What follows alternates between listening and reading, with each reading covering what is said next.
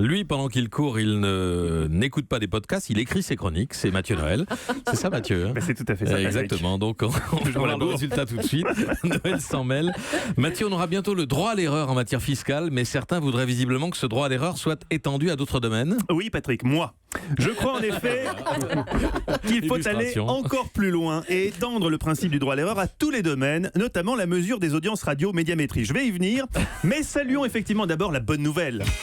Florent Pagny va pouvoir rentrer en France. Yes! Puisque quand dans la case revenu droit d'auteur, il inscrira 27,37 €, la charge de la preuve étant inversée, ça sera désormais à l'État de prouver que l'homme de la Pampa se fout de notre gueule. Et c'est un petit bâtard. Petit bâtard peut-être, Julie, mais dans son bon droit.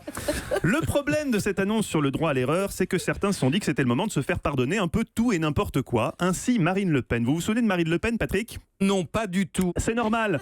Depuis le débat de l'entre-deux-tours et le départ de Philippot, elle est victime de ce qu'on appelle en politique un Alzheimer inversé. Ce n'est pas elle qui a oublié les gens, c'est les gens qui l'ont oublié elle. Moins douloureux pour les proches, plus pour le malade. Un seul médicament pour sauver sa peau, le rétropédalin 1000 mg en suppositoire. Alors oui, la posologie est certes désagréable, mais l'efficacité du rétropédalin est incroyable, Patrick, puisqu'il permet de se dédire par pur opportunisme en n'ayant absolument pas honte de dire n'importe quoi. Par exemple, vous croyez bêtement que le Front National et Marine Le Pen étaient anti-européens, qu'ils voulaient pendant des années sortir de l'Europe ? Évidemment. Sot que vous êtes, Patrick. Non, Marine l'expliquait hier de manière assez limpide dans l'opinion, nous sommes européens, pas anti-européens, même si nous avons entretenu cette idée par maladresse sémantique. Un quiproquo, Patrick, c'était juste un quiproquo. C'est vraiment trop con toutes ces années où j'aurais pu voter FN. Un parti qui n'est finalement pas xénophobe, juste maladroit, comme Gaston Lagaffe. Foutu gâchis, patoche. Et quitte à se retrancher derrière le principe du droit à l'erreur pour dire absolument n'importe quoi, je dis, pourquoi pas nous ? C'est pourquoi ce matin, je lance un appel. On a tous le droit à l'erreur, même vous, noble institut médiamétrie de mesure des audiences radio.